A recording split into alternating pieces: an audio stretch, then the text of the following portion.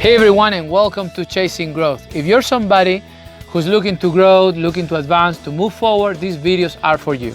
But I understand there's some people today, they went to the conference, they read the book, they have the knowledge, and they feel that everything on leadership has been done. There's nothing new under the sun.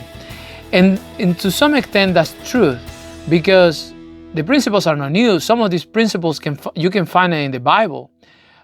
Some of the principles are very old, but what will be new and unique is when you take these principles and you apply them to your life, you apply them to your family life, you applying these principles in your work environment. That will make it unique and new to you. So I want to encourage you, you feel that way, you feel a little bit overwhelmed with the overload of information about leadership, growth, and it feels like everybody's talking about it. Probably you feel that way because you're not applying it. Let me give you an example. If you always hear the exercise is good for your health, for your heart, that you should be exercising, you know it. You know it's true. You know you have that information. You know that it's important. But if you never do it, eventually when people keep talking about it, nothing's going to sound new. But when you grab that information and you start applying it to your life, you start exercising, you start working out, you start running, that experience, that unique experience will make that information, that knowledge, unique to you, and it will make all the difference. It won't sound the same anymore. It will be your experience and you will value it. So if you're in that place, I want to encourage you to grab the information, the knowledge that you have learned from the book, from the conference, and you feel that way, they all sound the same.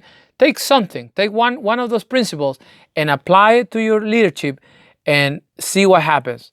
Because I'm convinced that when you start applying it, when you really start applying it, not every leadership principle may sound the same, but it will feel completely unique to you in your own experience. So with that, again, these videos, if you want to grow, you want to advance, I'm going to keep challenging you.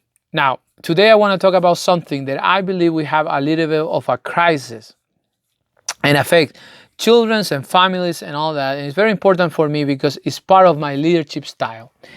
What is my leadership style? My leadership style is I define it with the word to be in Spanish, which is the word ser, S-E-R.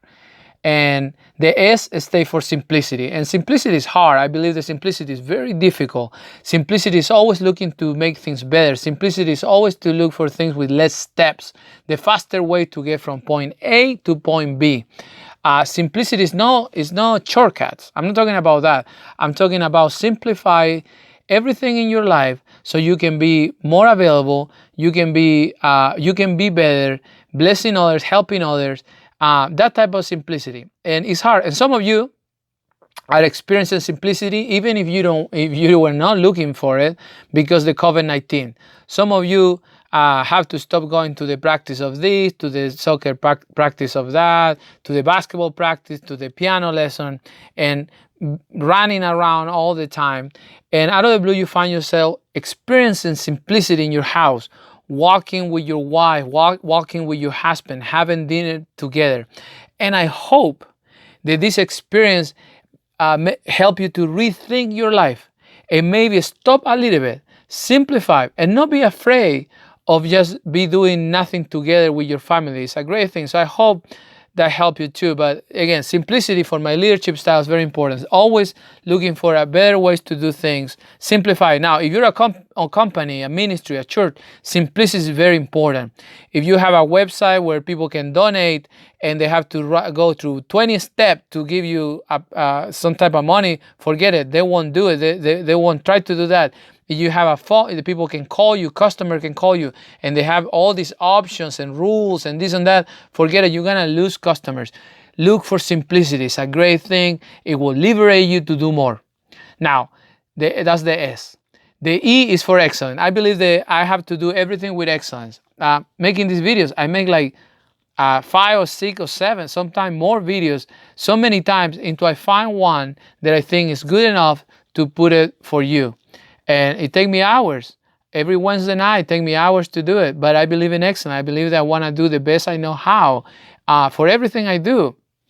And sometimes this won't be the satisfaction for the satisfaction of some people. Some people still won't like what I do, and some people won't be satisfied with what I do. Some people will be unhappy with what I do. But what is the difference? When I go to bed at night, I can put my head on the pillow and talk to God and say, today I did my very best, the best I know how. And for me, that's excellence. Also, if you want to define it, excellence, it can be defined like, if you, again, I'm going to use the same example of working out. If you're working out and you have to run a mile, and the expectation is for you to run a mile, but you run a mile and a half, but you didn't have to run a mile and a half, but you did it anyways because you want to give more. That's, for me, that excellence. And in your business, you will look for people who want to be like that you want to be excellent. They have to do 40 sales calls, but they do 45, 50. Even they do what is expected and a little bit more. For me, that is excellent. And sometimes some people won't be happy with that, and there's nothing we can do about it, but our conscience can be clear. Now, they are, and that's what I want to talk today about it. The R is for being responsible. I believe the leadership have to be responsible all the time, every time, 100% of the time. And that's something I like to repeat. I learned it in a book. I think that we have to be responsible all the time. And in leadership, I believe the leadership impact everything. When you have leaders that are not responsible and they blame employees, they blame the culture, they blame the external agents like economy, they blame a bunch of things. You have leaders that are not responsible. Leaders have to be responsible. And some leaders have a hard time with this because they think it's their fault to some extent that such a thing was done. And if you feel that way, that's good. You should feel responsible. So, for example, you may be a CEO and an entry-level employee is not doing their job, and the manager is not correcting them, and the person in charge of the manager is not coaching the manager, and et cetera, et cetera, et cetera, et cetera, et cetera. You as a CEO, no, you're not doing your job. You're not involved in that. And you say, but I don't have time. You don't have time because you don't care. But you should have the time to somehow know and check the expectations in people's work. A lot of times, people don't know they're doing wrong because the leaders who want to be don't want to be responsible because want people to like him, never really make people accountable. And that can affect to a supervisor, a manager, anybody, to all the positions going up. And they don't want to make people accountable because I don't want that person to don't like me. I don't want that person to think that I'm mean or something like that. I don't want to get in trouble. So we let people to be not responsible, and we make an institution of excuses. Like, I'm late, the traffic. The presentation, it wasn't on time because it was too difficult. And we start believing that's okay. And we have whole companies, ministry, and churches that nobody want to be responsible, and everybody else blame everybody else. And the problem with that is nobody taking that and taking the responsibility and fixing it. Good leaders will take responsibility even when there's no their mistake, because they understand they could do something. They could make managers, directors, and employees accountable to something. They know they can. If something and department is failing, it's because they're not checking. They have the wrong leadership there, and they're not making changes. They take responsibility. A great book to read is Total Ownership. A book that I'm gonna put a picture here on the video, and I'm gonna put some information on the podcast that you can read. They talk about these Navy SEALs and how they need to have complete ownership of everything they do. And that's when I talk about responsibility, is the same thing. Leader who don't want to be responsible is a leader who should walk away, walk outside of the building and leave it. Now, this not only affects leadership in your work environment, affect leadership in your house. A lot of people have marriage problem because nobody want to take responsibility, and it's the other person's fault, right? It's my wife's fault, it's my husband's fault, it's not my problem. Also affect your life. My health is not good because it's their fault, it's the doctor's fault. You're not taking responsibility, you are out of shape. Well, I don't have time. You're always blaming something else. And we live a time today when everybody's blaming somebody else, something else, and never the guy in front of them in the mirror. The finance is the same thing. They blame somebody else. They blame the economy, the government. My problem with my life is the government, the politicians, the world where I live, the place where I live, my family, the way I was raised. Everything is excuse. So in leadership, we have to be responsible. In life, we have to be responsible. We have one life to live. We have one leadership, and we have to be responsible. We have to be responsible all the time, every time, 100% of the time. So what can you do to be responsible? First of all, eliminate excuses in your life. If you're not healthy, for example, in your personal life, what are the excuses you're using? Identify them. What are they? Is the refrigerator too full? My wife keep buying junk. Well, tell her, stop buying junk. Close the door of the refrigerator. You're not responsible in your leadership. Find out the excuses. You don't want people to don't like you. You don't want employees to don't be unhappy with you. It's very dangerous to have a workplace where people is not being responsible. So identify the areas where you're not being responsible in your personal life, in your leadership, in your marriage. Identify the areas where you're not being responsible, and stop making excuses. Accept what it is and just say it. I will prefer somebody who come to me and tell me, my fault, I will deal with this and it won't happen again, versus somebody who come with a great story about this and that, this problem, this happened, my wife did this, my mom did this, my dog ate the homework. You all heard that before. So I prefer somebody who come, an employee, for example, who come and tell me, listen, I didn't do what I'm supposed to do. I'm sorry. Never again. I will fix it.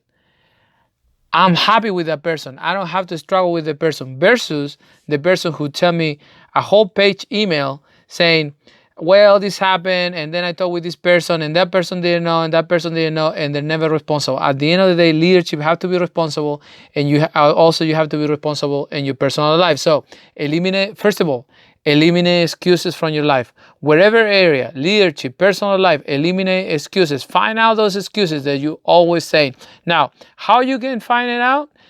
Talk with people who know you, good friends, family members. Some people never tell you that you're late because they don't want to hurt you because you're always late. And maybe but people is just accepting that you're late all the time, and you just don't want to deal with it. Accept the excuse and discover the excuse, acknowledge the excuse, and start being late. Make changes in your life. Take control, be responsible, stop making excuses. On the other side, stop accepting excuses. Don't accept excuses from people. Make people accountable. Somebody don't do their job, you don't do their job, period. The excuses don't help at all. Do not accept excuses. Make people responsible. It's very important to do that, because if you fall, if you're a leader in your house, you're a leader as a father, as a husband, and you keep accepting excuses. First of all, you're accepting excuses to yourself.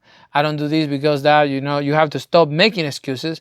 But at the same time, stop accepting excuses. You will help so much the people around you when you make them accountable for their actions, for the thing they do, and you make them responsible, and they have to deal with the consequences. And before I finish, let me tell you a story how I learned to deal with the consequences very quickly when I was very young. I was 17 years old, and as a stupid 17 years old, young and dumb, with my friends, we decided to go to a bar. We're underage. We went to a bar. We bought some alcohol. We started drinking. Somebody in the bar called the police because we clearly were underage. And the police came. They closed the place. They gave some type of ticket to the owners. They had to pay some money. And they put us in a truck and they took us to the police station. They put us in a room, a very small room, concrete walls, a metal door with a little thing to look, like in the movies. And, we were having a great time. We were joking about it. We were recreating movies like that we were in jail and stuff like that, because we all knew the only consequences that we're going to face is our parents being upset, our parents being unhappy. And it's probably we're going to be punished. We're used to it. And probably something will take away from us, and it will last maybe a month or two, and then people will forget. To my surprise, when my parents came to get me, and after they signed a bunch of papers, we got into the car, and my dad and my mom, I don't know if they did this because they're very wise or because they talk about it before. I never gonna know this. I never asked. I don't want to ask. I don't want them to remember this. But they didn't say anything in the car. They didn't talk to me anymore. They didn't say, hey, you're stupid, you punish, or we're gonna take this away from you, you cannot go out, nothing. They didn't say we're embarrassed, nothing, absolutely nothing. They were silent all the way to the house. We got home, they went to bed. Next day, they never mentioned it. They never said anything about it. That way, because what I was used to it was to deal with the consequences of the typical consequences in your house. You know, you get punished, this or that. But the way they deal with it, almost saying, hey, this is your life. This is what I heard on that silent. You're getting older. This is your life. You're making decisions, and we're not always going to be here for you. And somehow that transformed my life in so many ways. I start changing with the people that I hang out. I start changing my habits and the things that I do with my free time. I start being more responsible. Actually, even I stopped going out too much. I used to be out all the time. I stopped that too, because somehow, I don't know why they did it. I don't know if the silence was super wise. They read it in a book. They knew if they stay quiet, they're gonna do something. I don't know. But that silence, that going home in silence, not actually saying anything, treating me like any other person in the world, the one they have to deal with consequences, it just impacted my life so big that, again, I made a lot of good decisions after that. So I thank them for no punishment, because it could be easy. You punish, you go through a process, and you're done, right? No problem. But this time there was nothing.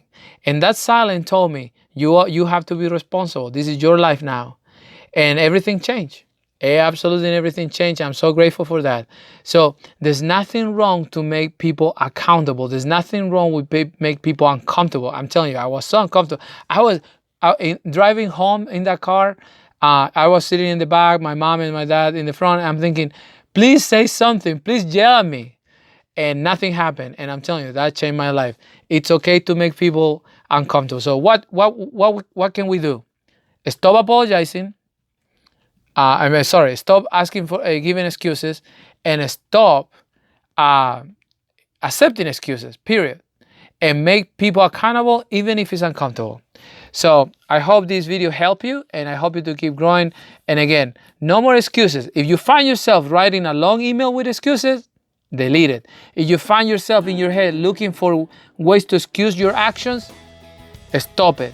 Just acknowledge say my fault, my problem. It won't happen again. I will fix it.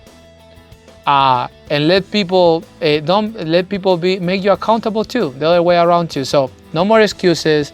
Don't accept excuses. And be quick to just take responsibility, deal with it, and move forward from it, and not do it again. I hope again this helped you. God bless you. Have a great week. See you next week.